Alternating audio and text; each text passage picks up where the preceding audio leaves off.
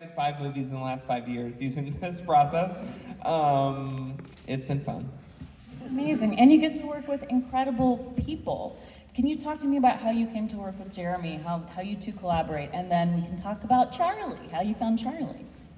Well, okay, so I met Pete a decade ago at South by Southwest Film Festival. No shout outs for South by. Everyone's like, boo.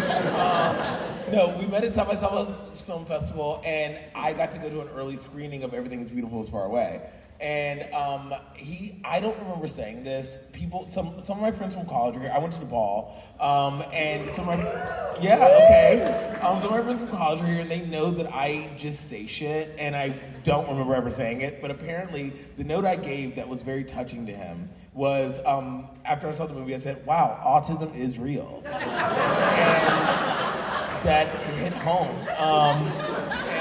I want to imagine that was constructive in some way, but when I hear it back, I'm like, that was violent.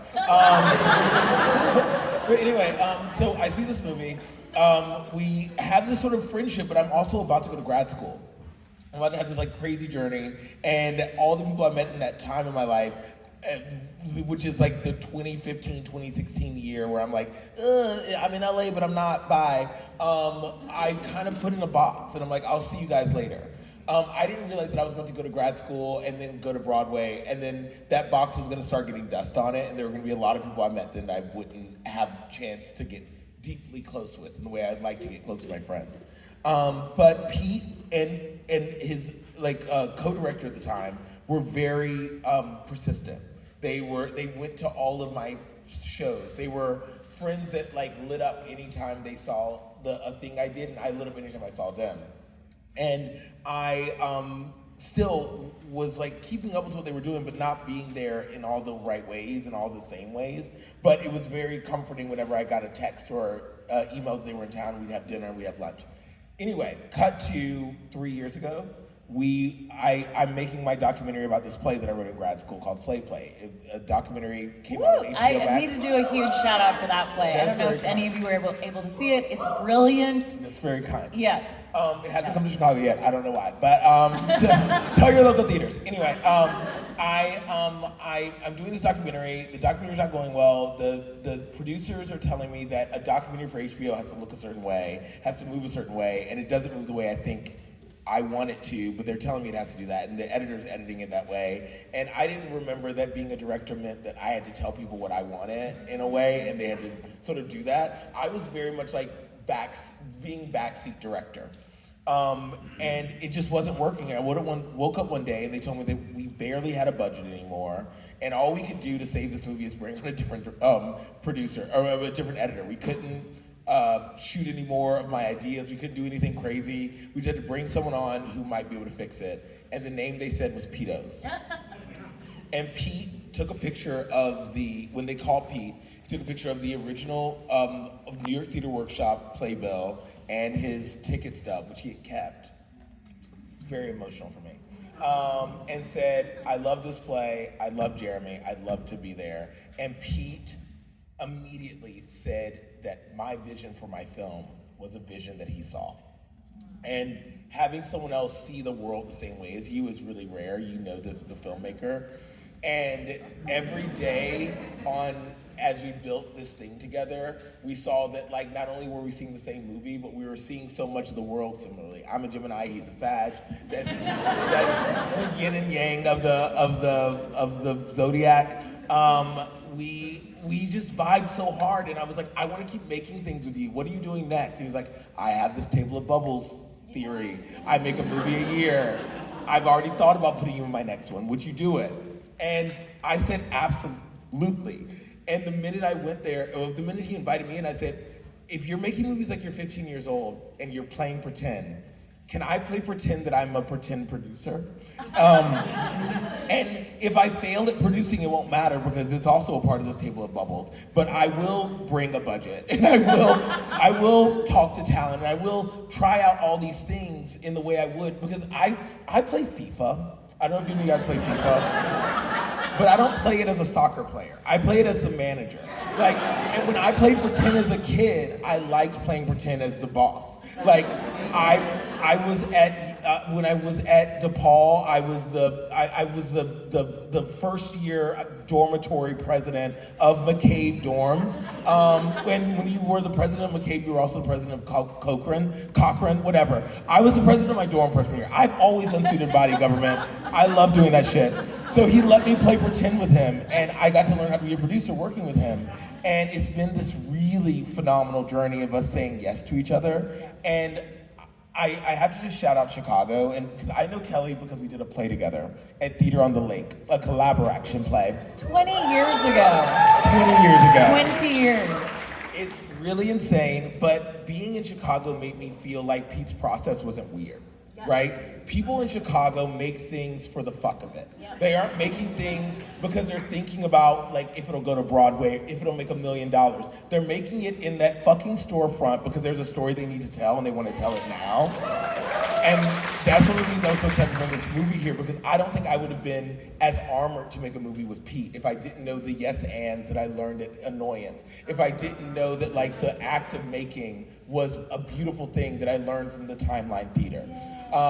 So I'm really glad it played here. I'm really glad it played so well, and I love Pete and I love making movies with him. That's all. I don't. That was a really long, bad explanation. It's so beautiful. I cried twice.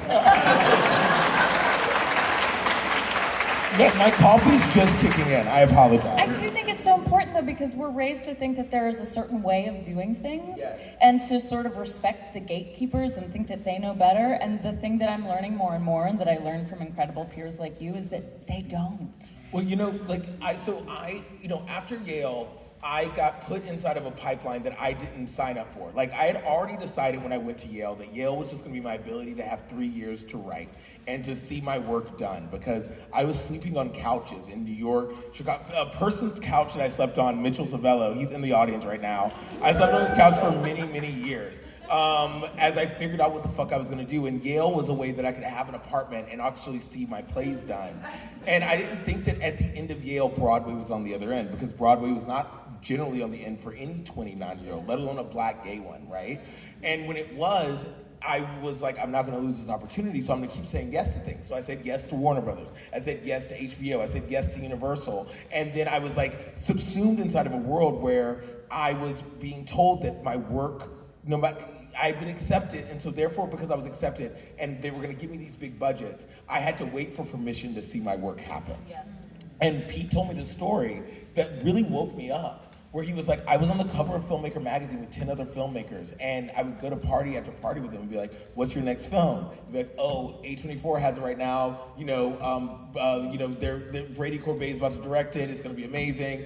And then you go to the next party, there's like, oh yeah, like the next year, he's like, oh yeah, Rob Pattinson just signed on, A24 is still doing it, we're really excited, we're going to shoot in September. You go to the party the next year, like, where's that movie? And it's like, oh sorry, Neon has it now. Like, Rob dropped out, but Channing Tatum's doing it. And he just saw people waiting and waiting and waiting, and he was like, I'm not waiting anymore. Yes. And I realized that in that story, my life was reflected. And I said, I didn't start doing this to wait. I did this to make. And this gave me this like license to make again and make freely without feeling trapped under the cudgel of and the boot of capitalism. With with the like mergers upon mergers upon mergers that happen every other week. Tell me about Charlie. Charlie.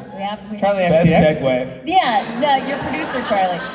Your composer. No, Charlie XCX. Tell me about how you found her, how working with her was, because you filmed this during Brat Summer. Yeah, we did. And so, could she walk down the street and not be accosted, or? She got accosted. Yeah.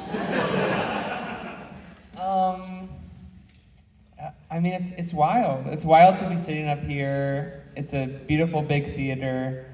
And when I think back to May of 2024, when I randomly met Charlie XCX, I just can't believe that it's all happening and has happened. You hear stories about like shit like this, and it's like, oh, it happened to me. I got to experience it. I was in the right place at the right time. I was in New York. I was at a bar at 3 a.m. with my best friend Jeremy O'Harris in his neighborhood, and we were drinking, we were talking, we were with some other friends, and then Charlie XCX walked into the bar. Wow. And the thing you guys need to know is that I stay out late. I am a 365 party girl kind of naturally. This man goes to bed at 10 a.m. and wakes up and runs 2 miles every morning. So like the fact that he was out late at all means that he was really cosmically aligned that night. Already a miracle happening. So she walks into this bar, and Jeremy, did you know her? Yeah, we Okay. met when I was like 21 years old, when I was in LA. She was just like randomly like another young person in LA, except she owned a house because she wrote a song called I Don't Care, I Love It. And so she was like, I'm a flop. That and I was would've like, been the moment. You own a house. It wasn't the moment. And it was really wild. She was just like a person that was in my friend circle of like weird musicians. so now we're at this bar, 2024. Charlie walks into the bar. Jeremy knows her. Jeremy goes over to her and invites her over to our table. And Jeremy is both one of my best friends and one of my best cheerleaders. And so he's like, this is Pete. He is a cool person. He's a cool filmmaker. We just made a movie last year. He has a really cool process.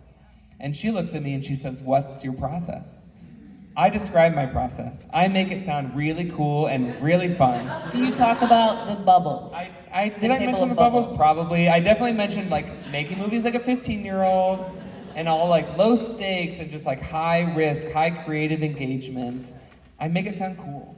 It is cool. It is cool. I agree. Meanwhile, I'm at the bar, like, cause like I've basically like demasculinized him in a way, you know, cause like when you're a gay guy introducing a straight woman to a straight man, you want to like defang him. You're like, he's great.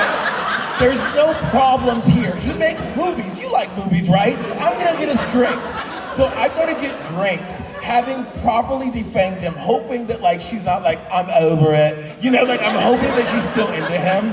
I come back, they don't even want me in the conversation anymore. She says, what's your process? I describe it, and I make it sound really fun and cool because it is. And she says, I want to do one. And I, without missing a beat, say, you can do one. I say, what are you doing in August? She says, nothing. And I say, want to come to Warsaw? She says, I could come to Warsaw. This is 3 days before the 360 video came out. This is pre-Brat. This is on the cusp of Brad. This is wild. Wow. But she followed through. She did it. We hang out the rest of the, we all go home at whatever, 4 or 5 a.m. Together. But before we leave, You know how it got. listen, we don't share that part of the story. But she says, okay, good to meet you. I'm gonna go home, I'm gonna look you up and see if you're real. If you are, I'm gonna send you a DM. Next morning, I wake up, she's following me, and I have a DM in my inbox that says it was good to meet you. It's crazy. 3 months later, we are in Poland shooting a movie together. And now you're still friends with her. And we are still friends forever. I will say, so there are some other really fun parts of this. One, about an hour before Charlie walked in, we were talking about a movie where I was gonna star as a theologian in Poland. Then Charlie walked in and they're talking about a movie about 2 girls in a volcano. I'm no longer in that. That's fine, it's fine. But the other crazy thing is that Charlie tells us that she's gonna do the process. She's gonna do it for 14 days. 4 days before we start shooting, she says, hey guys, I'm so sorry. I have to do a Canvas ad. So I'm gonna leave 4 days early. So this movie we were gonna do that had Charlie XCX filming for 14 days went from that to being a movie where Charlie was only gonna be around for 10 days. And we had to figure out how to contend with that. That's a significant percentage, 14 to 10. But that's perfect for your process because it's not like you're having to cut 7 or 8 pages of a script or 20 pages of a script. You're able to move on the fly and you're so used to it. Right, so at first it feels bad. Yeah. First it feels like, oh, that sucks. What the fuck? She's leaving, she's not gonna come for the whole time. But then, this is the reality.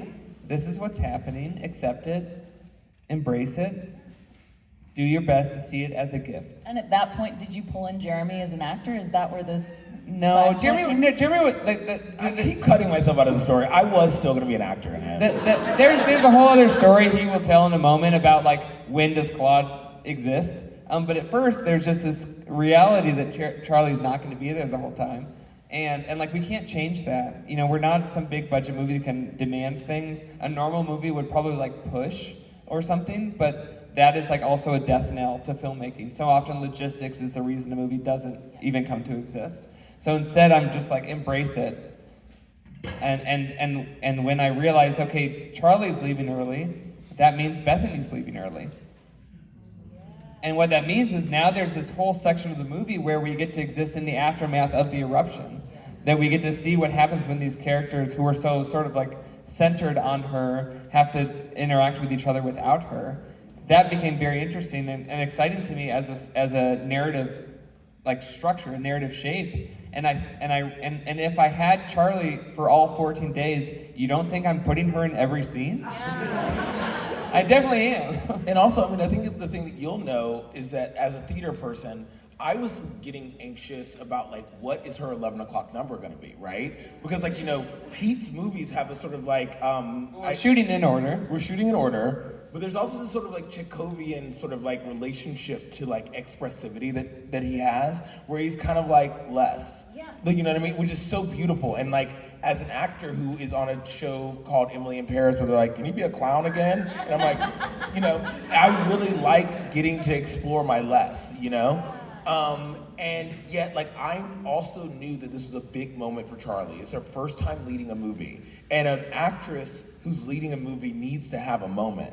And so that last day, I went up to Pete and I was like, it's her last day, babe. We need to figure out what her 11 o'clock number is. And because this whole movie is made on an engine of chance, luck would have it that a month before we shot, me and Charlie were at the Soho House in London. And we were both staying at this thing, whatever, it doesn't matter. It was fancy. But we each had our hotel rooms, and inside of our hotel room, that Lord Byron poem was playing. And she took out her phone, looked up what the poem was, sent it to Pete and said, I don't know what this is, but I think it might have something to do with the movie. And that's the poem she reads in her last scene in the movie. I love how much we were talking earlier about the universe, and it seems like you really go with the flow of signs and of what the universe sends you, and that it's really benefited you and makes your work have some magic, I think. Feels good, feels alive, feels good to trust the universe.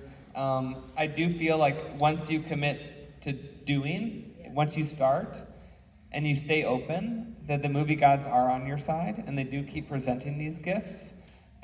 We knew that it was the last night with Charlie. We knew she was leaving the next day. We knew we were filming a scene in Nell's apartment. There are all these knowns, but then there are the unknowns that we need to not be afraid of. We need to be like excited by.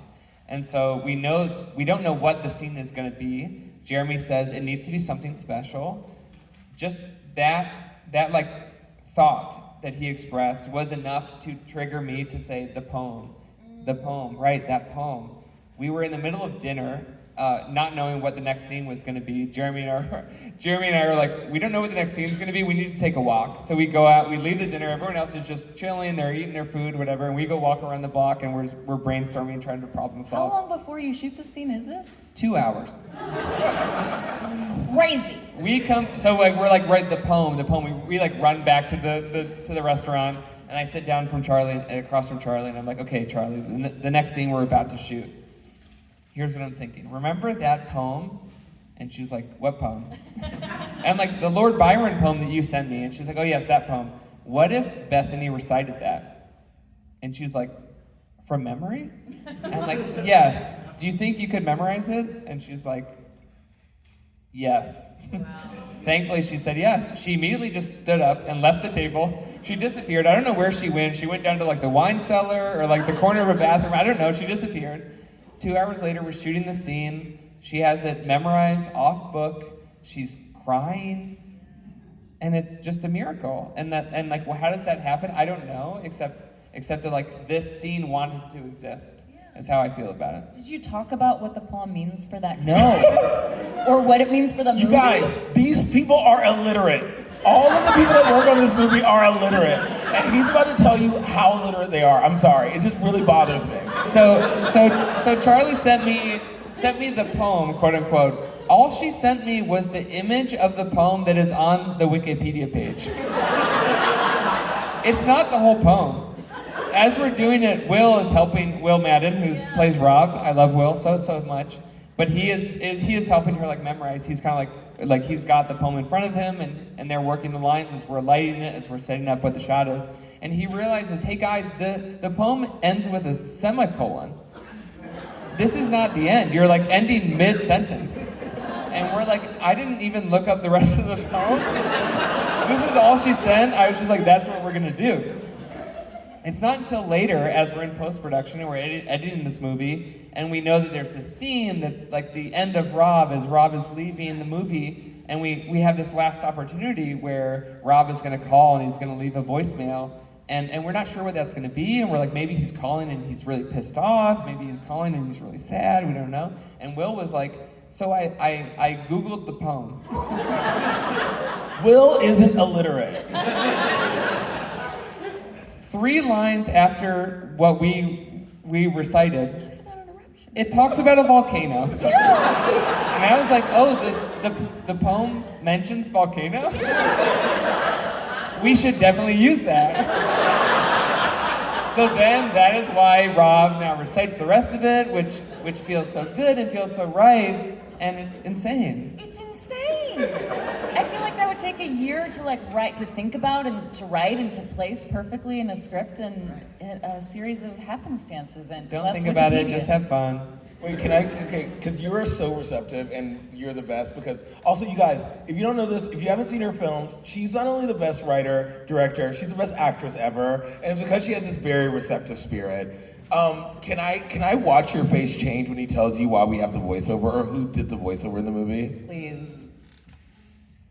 So it's all a journey, it's all discovery. and I very much embrace that. I think of myself as a holistic filmmaker, so I'm very okay with starting the process and not knowing what the rest is gonna be. We're writing the stories, we're discovering things. And so as we're in post-production, the movie's not good. This is how it works. Movies are not good until they're bad for a very long time sometimes. Yes. And you have to let them be bad. It's for a okay, while. that's just Yeah. part of the You process. guys, like, one battle after another, moved its release date 3 times. Just saying. Right. It won the Oscar. It was bad, it's bad, like movies suck until they don't, Yes. is what we say. So as I'm editing the movie and it's starting to come together, it's still missing something. And there's a thing you can do in movies, which is have a voiceover. There are many things you can do. One of those things is have a voiceover. At a certain point, we're like, maybe this movie needs a voiceover. So in the journey of discovery of moving towards the unknown, of trying to help this movie reach its final form, we say let's explore the idea of a voiceover. First thing we try is we have Charlie do a voiceover. We have her. She's going to be reciting poetry her character had written as a 16-year-old girl. So I got to write a bunch of poetry as a 16-year-old girl, which was very fun. She recorded that. I put it into this whole movie. We watched it. It's bad. It doesn't work. It's like that does not solve the problem. This movie needs something else. We removed it. It has a void. We must fill this void. So I do a lot of things on this movie. I'm the writer, director, editor, cinematographer, but I'm definitely not doing it by myself. And a big part of the creative process is who you get feedback from, is who you show these movies to. Sometimes like the right note arriving at the right time can make or break a movie. And so I'm showing this movie to my trusted collaborators, one of which is this filmmaker named Albert Burney, who I made a movie with called Obex. He's made many beautiful films, Strawberry Mansion, Tucks and Fanny, all these things. He's one of my favorite people in the world. And I had showed him this movie, and he was like, how's it going with the film? And I was like, I don't know, it's missing something. I'm like running out of energy, I'm running out of time, I'm not sure if we're gonna figure it out. And he says, what about a voiceover like Jules and Jim? And I'm like, right, what's that voiceover like? I hadn't seen it. We opened a Criterion Collection, a Criterion channel. We watched like the first minute, and I'm like, oh, like that. Okay, great. I still haven't seen Jules and I'm Jules. worried that you take the first snippet, like the You know, first... you just need the inspiration. So I'm like, okay, I see what they're doing there. Apparently that's the same thing that happened with Quran with Y Tu Mama Tambien. That like, he only watched the first minute and that was like enough for him to be like, oh, like a voiceover like that. So I immediately get up, I go over to my computer and I write the first piece of voiceover that you hear, which is Nell inherited the flower shop from her mother. And I put that into Google Translate. And I press play, and the Polish Google Translate voice says this line. And I'm like, I love it. It's amazing. I put it into the movie, I add some music, and I'm like, this is it. This is the thing that will unlock the movie. The next 3 days, Albert and I are just sitting in his living room, writing this dialogue, writing all this voiceover, throughout the whole movie. We send that cut to TIFF, to Toronto International Film Festival, and what they program is the version with Polish Google Translate. That's cool. Of course, we love humans, so we're not going to use Polish Google Translate. This is not pro AI. Right. So we're like, okay, great, we got in, we love it, but we need to find the human to be the voice of this movie. And so first we find this Polish actor, really cool, really like established actor who does a version of the voiceover, and it's not right. It's kind of too polished. It just isn't it. And so we're like, no, that's not it. Who else could it be? American Film Festival has this interpreter named Tomek, who I know, Tomek. So I have Tomek do a version. He's wonderful, but you put that into the movie, and again, it just doesn't quite feel right. I'm an intuitive filmmaker. I'm just trying to find that feeling that feels good, and this wasn't it. And so then I come back to my producers, and I'm like, all right, guys, who else do we know that speaks Polish? One of our producers, Luke, says, I have a friend who is Polish, who has a stepdad. Stepdad lives in Poland. I'm like, great. Let's give stepdad a try. Let's have stepdad record the voiceover. Stepdad just records the voiceover on his phone, on his iPhone. Sends it to me. I put it in. I love it. It's perfect. I love stepdad.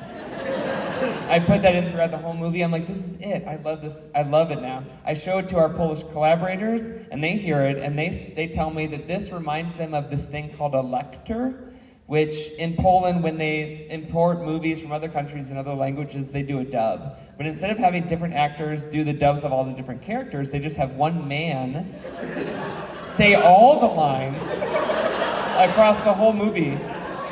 This is how it works there, and you hear the movie underneath it, but like what you're listening to is this man speak, and this is what they all grew up on. This is what they love, and I was excited by this. I thought this is so cool that this idea I'd sort of stumbled upon, also connected to the Polish culture. It's stepdad. So I was like, okay, great. We arrived. Stepdad is the one. I love it. It's done. So we finished the movie. We premiere at TIFF. Eventually, we get to go to Poland in November for the Polish festival premiere at American Film Festival, and stepdad comes. Stepdad shows up. I never met him. He came. He showed up. His name is Jacek. He's in his 60s. He's this lovely man, and he tells me that 20 years ago he had a stroke, and he lost his ability to speak, and it took him all this time to regain his voice. And now, he is the voice of a Charlie XCX movie. Amazing. That's why we made this movie.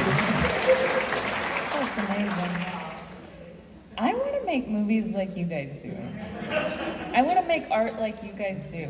It seems, one, it's good, which is always nice, but two, it does feel like it has a bit of magic to it. And it does feel like being, 10 years old again or 15 years old again. And I love watching it and witnessing it. I've been given the sign that we have just a few minutes left. I want to hear about Warsaw, but also, does anybody have a great question? Because we do, pressure's on, but we do have the ability to take a question or two from the audience. And if you're like, I need this question answered, let me know.